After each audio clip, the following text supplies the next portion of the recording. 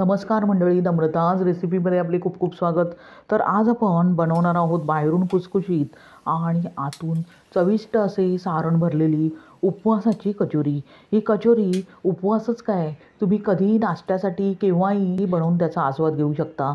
या कचोरीमध्ये मी बटाट्याचा अजिबात वापर न करता अगदी चविष्ट अशी कचोरी तुम्हाला बनवून दाखवणार आहे. 10 ते 15 मिनिटात ही कचोरी तयार होते.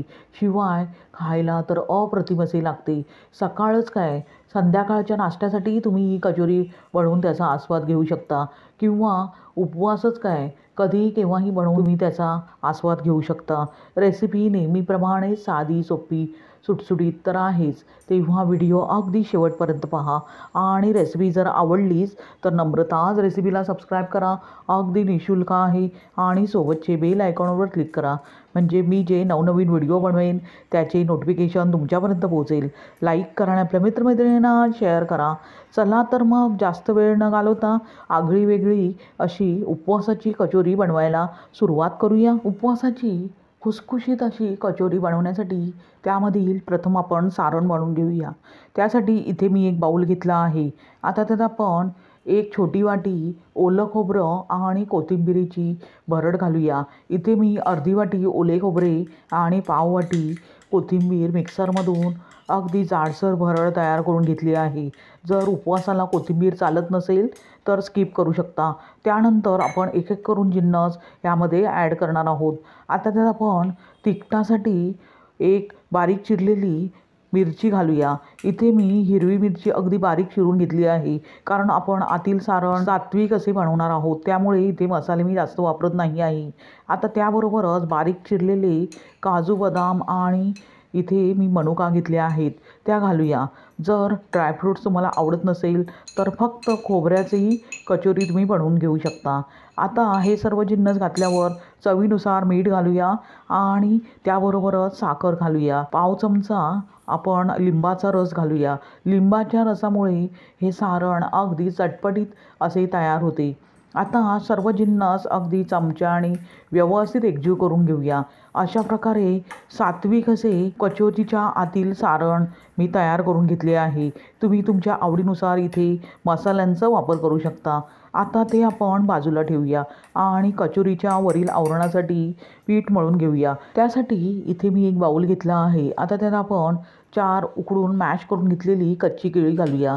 इथे मी 4 केळी अगदी व्यवस्थित धुवून कुकरमध्ये 4 शिट्या करून अशा प्रकारे उकडून मॅश करून घेतली आहे. आता आपण त्यामध्ये एक एक करून जिन्नस ॲड करूया. आता त्यात आपण चवीनुसार मीठ प्रथम घालूया आणि ह्या मिश्रणाला बाइंडिंगसाठी साबुदाणा आणि वरीचे पीठ घालूया.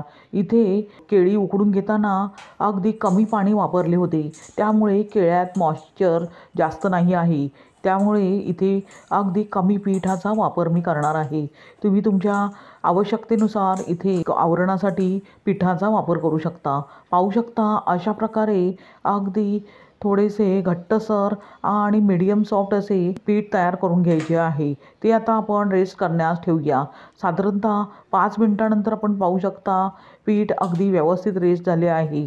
आता त्याचा आपण लिंबा एवढा गोळा घेऊया आणि अगदी व्यवस्थित गोलाकार देऊन नंतर आपण मोदकाला जसे वाटीचा आकार देतो तसे अगदी हलक्या हाताने तेल लावून अशा प्रकारे वाटीचा आकार देऊया आणि त्यामध्ये आपण 1 चमचा छोटा जे सारण चविष्ट आपण बनवून घेतले होते ते अशा प्रकारे घालूया आणि कडा व्यवस्थित एकजीव करून अशा प्रकारे अगदी व्यवस्थित गोलाकार देऊया. कडा अगदी व्यवस्थित बंद करून घ्यायच्या आहेत, नाहीतर कचोरी तेलात फुटण्याची शक्यता असते. ही काळजी जरूर घ्यावी. पाहू शकता किती गोल गरगरीत अशी कचोरी तयार झाली आहे. अशाच प्रकारे सर्व राहिलेल्या कचोऱ्या मी बनवून घेत आहे. पाहू शकता अशा प्रकारे सर्व कचोऱ्या मी अगदी व्यवस्थितपणे बनवून घेतल्या आहेत. लगेचच त्या आपण तळून घेऊया.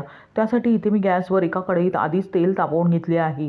तेल मीडियम फ्लेम करून मी अगदी व्यवस्थित तापवून घेतले आहे. आता कचोरी घेऊन अशा प्रकारे वरी आणि साबुदाण्याच्या पिठात घोळवून त्यात एक्स्ट्राचे जे पीठ आहे ते अगदी व्यवस्थितपणे काढून हलक्या हाताने तेलात सोडूया. अशाच प्रकारे आपण कचोऱ्या अगदी व्यवस्थितपणे हलक्या हाताने तेलात सोडूया. इथे फक्त 3 ते 4 कचोऱ्या आपण तेलात सोडणार आहोत, कारण जास्त इथे जर कचोऱ्या सोडल्या तर तळायला अडचण येऊ शकते आणि कचोऱ्या तेलात फुटण्याची शक्यता असते.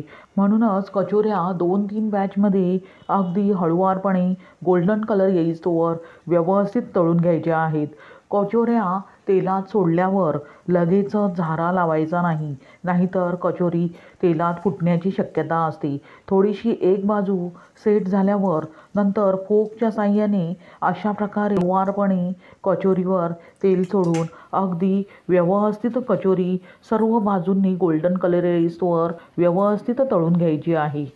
साधारणतः 4 ते 5 मिनिटांनंतर आपण पाहू शकता कचोरीला अगदी रंग गोल्डन कलर असा आला आहे. लगेचच त्यातील तेल निथळून अशा प्रकारे टिश्यू पेपर असलेल्या प्लेटमध्ये काढून घेऊया. अशा प्रकारे तयार झाली स्वादिष्ट अशी कच्च्या केळ्याची उपवासाची कचोरी. लगेचच गरमागरम कचोरी सर्व्ह करूया. अशा प्रकारे कचोरी तुम्ही बनवून त्याचा आस्वाद घेऊ शकता. ही कचोरी तुम्ही दह्याबरोबर किंवा उपवासाला कोणतीही चटणी चालत असेल त्याबरोबर खाऊ शकता किंवा अशीही खाल्ली तरी चालेल. फारच चविष्ट लागते. केळ्याचा वापर जास्त केला जात नाही, तेव्हा अशा प्रकारे कच्च्या केळ्याची तुम्ही कचोरी बनवून त्याचा आस्वाद घेऊ शकता. ही कचोरी लहान मुलेच काय मोठ्यांसाठीही फारच उपयुक्त आहे. अगदी आवडीने खातील अशी ही कच्च्या केळ्याची कचोरी. ही कचोरी खाताना तुम्हाला कच्चे केळे त्यामध्ये घातले आहे याची जाणीवही होणार नाही. म्हणून तुम्ही अशाच प्रकारे कच्च्या केळ्याची उपवासाची कचोरी बनवून पहा आणि त्याचा आस्वाद घ्या. ही कचोरी अजिबात तेलकट होत नाही. पाहू शकता किती परफेक्ट कचोरी तयार झाली आहे.